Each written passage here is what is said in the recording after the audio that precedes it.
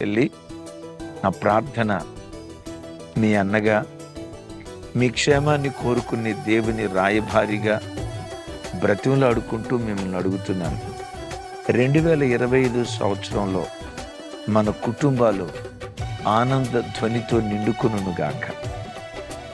ఆనంద సంతోషాలతో మన కుటుంబాలు నిండుకొనుగాక.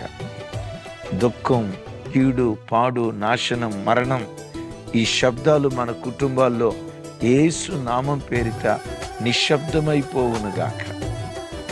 ఏ కుటుంబంలో కూడా ఐగుప్తు దేశంలో పుట్టిన మహాఘోష, మహాదుఃఖం మన కుటుంబాల్లో వినబడకుండునుగాక. ఇలాంటిది మన కుటుంబాల్లో వినబడకుండా ఉండాలంటే ఏం చేయాలి? రివ్యూ.